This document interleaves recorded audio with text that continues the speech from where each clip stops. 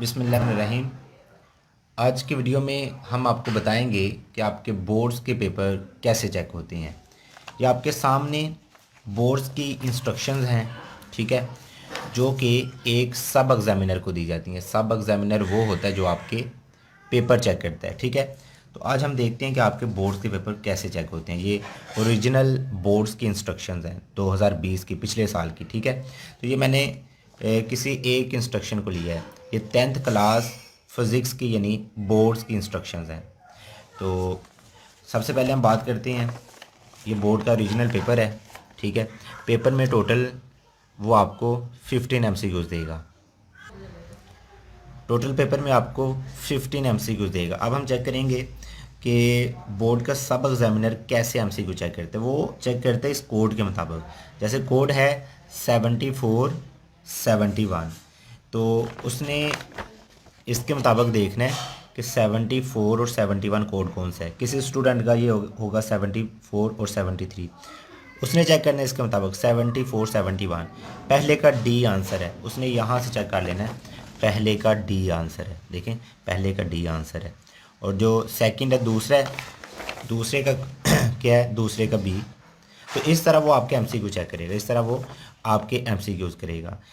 ये इंस्ट्रक्शंस थी, यानी ये जो की बनी हुई है बोर्ड की, ये है MCQs के लिए।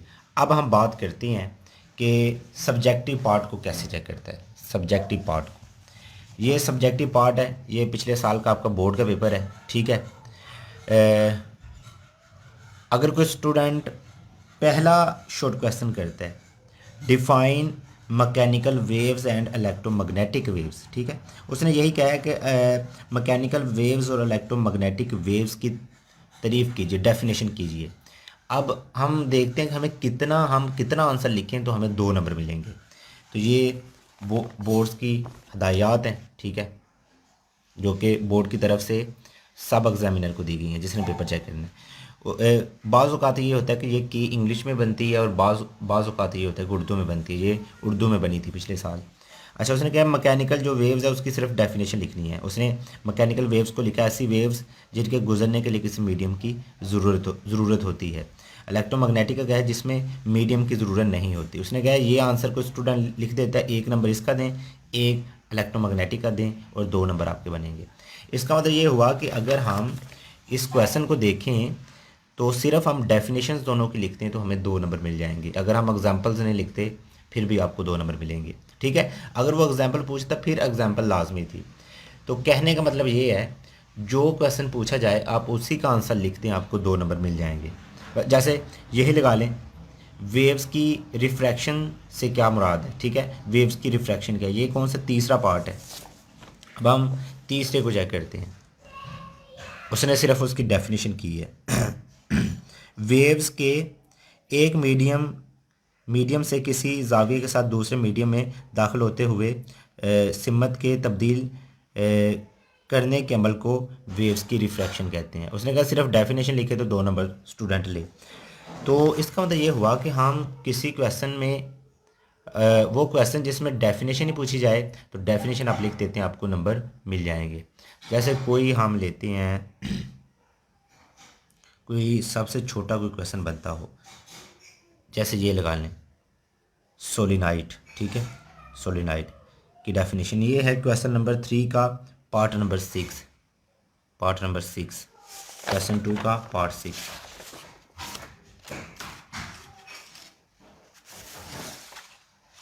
ये सोलिनाइड की डेफिनेशन है। ये देखिए उसने सोलिनाइड की डेफिनेशन की। तो कोई और देखते हैं, जैसे अब हम देखते हैं कि जिसमें कोई फार्मूला या एग्जांपल पूछे उसको कैसे लिखना चाहिए। जैसे ये देखें, इलेक्ट्रिक फील्ड इंटेंसिटी की तारीफ़ और उसका यूनिट तहरीर करें। इसका मतलब ये हुआ कि अब तारीफ़ का 1 नंबर है और यूनिट का 1 नंबर है, ठीक है। डेफिनेशन का 1 नंबर है और उसके यूनिट का तीसरे का पहला पार्ट। ये देखिए कि ये डेफिनेशन और फिर उसने आगे उसका यूनिट लिखा है। तो देखें 1 नंबर डेफिनेशन का, 1 यूनिट का, 2 नंबर। तो शॉर्ट क्वेश्चन का तो मैंने ये बता दिया है कि जो चीज़ पूछे उसको आपने लिख देना है, आपको 2 नंबर मिल जाएंगे। अगर खाली किसी की डेफिनेशन 3 पूछी है, जैसे ये देखिए क्वालिटी ऑफ साउंड से क्या मुराद है, बहुत सारे स्टूडेंट्स को इसकी एग्जांपल भी आती है, लेकिन अगर इसकी सिर्फ डेफिनेशन आप लिखते हैं क्वालिटी ऑफ साउंड की, तो आपको 2 नंबर मिल जाएंगे। जैसे क्वेश्चन 2 का कौन सा पार्ट है, ये 5 वाला, क्वेश्चन 2 का 5 पार्ट, क्वेश्चन 2 का 5 पार्ट, ये देखें। उसने ये डेफिनेशन लिख के साथ पियानो और बांसुरी के दरमियान जो फ़र्क है, ये उसने एग्जांपल वैसे खुद ही लिख दी है, लेकिन उसने कहा है कि 2 नंबर आपने देने हैं। शॉर्ट क्वेश्चन का मैंने बता दिया है। अब हम देखते हैं लॉन्ग क्वेश्चन को किस तरह सॉल्व करना चाहिए। दूसरी साइड पे ये लॉन्ग क्वेश्चन है। पहला लॉन्ग है, सिंपल हार्मोनिक मोशन की तारीफ़ कीजिए, डेफिनेशन कीजिए, और स्प्रिंग के साथ बंधे हुए सिंपल हार्मोनिक मोशन होती है, ये आपने साबित करना है। अब हम इस लॉन्ग को देखते हैं।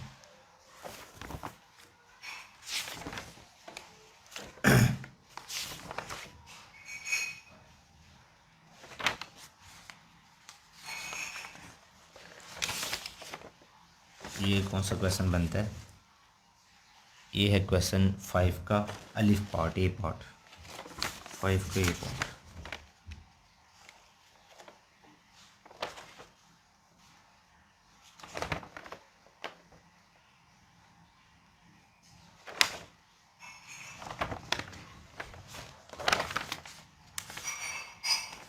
फाइव का ए पार्ट,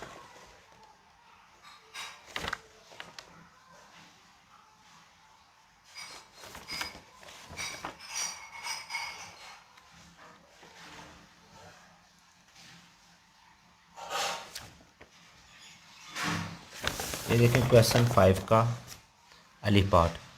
तो किस तरह कहता है, सिंपल हार्मोनिक मोशन की दुरुस्त जो तारीफ़ है वो, और आगे जो आपने प्रूव करना है simple harmonic motion. 1 number definition का और 3 नंबर उसकी एक्सप्लेनेशन के।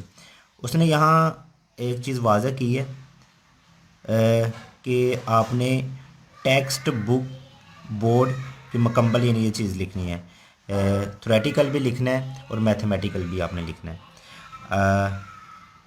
लेकिन उसने कहा ये जो स्प्रिंग के साथ बने हुए मास की जो मोशन है उसकी फ़िगर लाजमी बनानी है, शक्ल बनाकर उसकी वजाहत करनी है। 1 नंबर इसकी डेफिनेशन के, 3 नंबर एक्सप्लेनेशन के, फ़िगर बना के साथ उसे थ्योरेटिकली भी लिखना है यानी थ्योरी भी उसकी लिखनी है, और साथ मैथमेटिकली भी लिखना है, फिर आपको 4 नंबर मिलेंगे।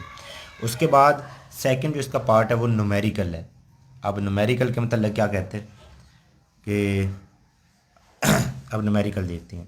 सबसे पहले आपने लिखा उसका डाटा, ठीक है, सबसे पहले आपने लिखा डाटा, फिर लिखा फार्मूला, फिर आपने उसे सोल्व किया, फिर उसे आपने सोल्व किया। नीचे उसने कहा है डाटे का 1 नंबर होता है, फार्मूले के 1 नंबर होता है, यानी इसका मतलब ये जो आपने डाटा लिखा है 1 नंबर इसका, 1 नंबर इसके फार्मूले का, 1 नंबर फार्मूले का। उसके बाद दुरुस्त हल करना है और दुरुस्त जो जवाब देंगे माँ यूनिट यानी जो लास्ट पे आप जवाब लिखते हैं ना आंसर, जैसे ये इसका आंसर है, इसका आंसर ये बना है, सा यूनिट लिखा है, इसका 1 नंबर होता है। इसका मतलब आखिरी स्टेप का भी 1 नंबर होता है, यानी ये जो भी आंसर बने सा यूनिट लिखेंगे फिर आपको 1 नंबर मिलेगा। लेकिन ये जो आपने सोल्व किया है इसके 2 नंबर होंगे, टोटल आपको 5 नंबर मिलेंगे, एक डाटा का, एक फार्मूले का, एक जो आपने सोल्व किया 2 नंबर उसके, लास्ट पे जो आंसर आया है साथ आप यूनिट लिखेंगे फिर आपको मिलेंगे नंबर। यानी अगर इसका मतलब आधा आधा आधा नंबर इसका, आधा यूनिट का। छठा क्वेश्चन है, छठे में कहता है कि ओहम के कानून को तफसील से बयान कीजिए और इसके इतलाक़ की वजाहत कीजिए, ठीक है, इसकी लिमिटेशन क्या है, साथ इसके एक न्यूमेरिकल दिया। अब इसके 4 नंबर हैं। उसने इसकी डेफिनेशन लिखी है, ओहम लॉ क्या है, उसने कहा इसे 1 नंबर दें। फिर उसने वजाहत की है, उसकी ये वजाहत की है। अच्छा, उसका बाकी ये था ओहम लॉ का, जो उसने ओहम लॉ ये फार्मूला और ये, तो फिर उसने कहा है ये फिगर, इसमें फ़िगर भी बनानी है और ये एक्सप्लेनेशन, फिर 2 नंबर मिलेंगे। तो 1 नंबर इसका जो इतलाक़ होता है, इत्तलाक की हदूद बताने का 1 नंबर होगा, ठीक है। अच्छा, उस इसी का ये जो न्यूमेरिकल है, ये न्यूमेरिकल जो है, न्यूमेरिकल में आपने ये एक डाटे में फिगर बनाई है, ठीक है, इसे सोल्व किया है तो यहाँ तक 1 नंबर बना है, ठीक है, जो उसका डाटा बनाया है। फिर डाटे के बाद जब आपने इसे सोल्व करना शुरू किया है तो इसके 2 नंबर लास्ट पे इसे जो सोल्व किया है उसने क्या है, आधा नंबर इसका, आधा इसका, आधा इसका, ठीक है, 1 नंबर फार्मूले का, ये देखें हाफ हाफ हाफ, तो 1 नंबर इसका। अच्छा, उसके बाद जब आपने इसे सोल्व करना शुरू किया, आधा नंबर फिर इसका, आगे मज़ीद आपने सोल्व किया, आधा नंबर इसका, फिर ये पूरे यानी बने हैं। 1 नंबर डाटे का, डेढ़ डेढ़ एक इसका बना, चले ये आप देख लें। अच्छा, यहाँ पे कहते हैं कि नोट एक लिखता है, नोट क्या लिखता है, शक्ल वाला डाटा या लफ्ज़ी डाटे में डाटा एक ही तस्वर किया जाएगा। कहता है अगर अगर उम्मीदवार मफ़हूम वाज़ा करे तो भी उसे पूरे नंबर दिए जाएं, ठीक है। अगर मफ़हूम कोई भी चीज़ आप एक्सप्लेन करते हैं, ज़रूरी नहीं आपकी बुक पे वो डेफिनेशन बनती हो, अगर आप खुद से यानी अपने अल्फाज में मफ़हूम को बयान कर देते हैं तो आपको 2 नंबर मिल जाएंगे, या कोई लॉन्ग है उसके पूरे नंबर मिल जाएंगे। अच्छा, तो अब असीलोस्कोप वाला देखते हैं कि थोड़ रे असीलोस्कोप, ये देखिए उसने कहा इसके कंपोनेंट्स की वजाहत करें। इसका मतलब यहाँ पे अगर आप डेफिनेशन भी नहीं लिखते फिर भी आपको नंबर पूरे मिलेंगे। ये देखिए उसने कैथोड रे ऑसिलोस्कोप की टेक्स्ट बुक बोर्ड के मुताबिक मुख्तलिफ हिस्सों की वजाहत करें, आपको 4 नंबर मिल जाएंगे। कहता है इलेक्ट्रिक गन का 1.5 नंबर है, इलेक्ट्रिक गन के 1.5 नंबर है, ठीक है। डिफ्लेक्टिंग प्लेट्स के 1.5, ये बन गए 3, और 1 नंबर होगा फ्लोरेसेंट स्क्रीन का, टोटल 4 नंबर। देखिए डेफिनेशन भी नहीं लिखी फिर भी 2 नंबर पूरे 4 नंबर मिले हैं। क्यों? क्योंकि उसने डेफिनेशन पूछी नहीं। इसका मतलब ये हुआ कि क्वेश्चन पेपर में जो चीज़ पूछी जाए आप वही टू द पॉइंट लिख दें, आपको पूरे नंबर मिल जाएंगे। अब इसका न्यूमेरिकल देखें, ये न्यूमेरिकल, ठीक है। अब इसका ये न्यूमेरिकल देखते हैं, ये न्यूमेरिकल है। न्यूमेरिकल उसी तरह डाटे का 1 नंबर है, फार्मूले का 1 नंबर है। जब सोल्व करेंगे इसके 2 नंबर, लास्ट पे जो आंसर आएगा आधा 1 नंबर उसका होगा, ठीक है।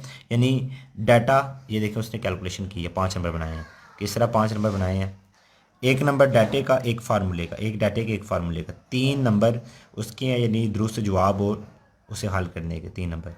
तो मुतबादल तरीके से किए गए सवाल के पूरे नंबर दिए जाएँ, ठीक है। देखिए उसने कई जगह पे लिखा हुआ है कि अगर कोई स्टूडेंट मुतबादल कोई आंसर देगा उसे भी पूरे नंबर दिए जाएं।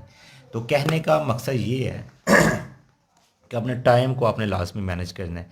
कई स्टूडेंट ये होते हैं कि ज़्यादा टाइम शॉर्ट क्वेश्चन पे लगा देते हैं। एक शॉर्ट क्वेश्चन की उसने सिर्फ डेफिनेशन पूछी, आप क्या करते हैं डेफिनेशन, फार्मूला, एग्जांपल्स, फिगर, तो इतना लेंथी लिख देते हैं कि आप अपना पूरा पेपर सोल्व नहीं कर पाते। तो ज़्यादा जो टाइम आप दें वो लॉन्ग को दें। अगर आपका कोई नंबर कटे तो लॉन्ग से करते हैं, लॉन्ग को अच्छे तरीके से करें, ठीक है। तो शॉर्ट क्वेश्चन में ये है कि जो क्वेश्चन करे टू द पॉइंट उसका आंसर दे दें, लेकिन सही आंसर दें तो आपको पूरे नंबर मिलेंगे। तो अपना वक्त आपने शॉर्ट क्वेश्चन पे नहीं ज़ाया करना, अपना टाइम लॉन्ग के लिए बचाना है। तो क्योंकि मैंने बता दिया है ये बोर्ड की ओरिजिनल हदायत है, मैं खुद से नहीं बता रहा, ये बोर्ड वालों ने हदायत की हैं सब एग्जामिनर को, ये की देते हैं बाकायदा कि इसके मुताबिक आपने पेपर चेक करना है। तो उसने इसी के मुताबिक पेपर चेक करना है, अपने मुताबिक नहीं करना। तो आप अपने पूरे टाइम को देखते हुए अपना पेपर सोल्व करें। तो ये आपको आज मैंने बताया कि आपके पेपर को कैसे चेक करते हैं, ठीक है। ये कोई मैंने एक 10th क्लास का पेपर लिया है, उसकी हिदायत आपको बता दी हैं, ठीक है। तो ये ऑल पंजाब बोर्ड्स के लिए हिदायत सेम होती हैं।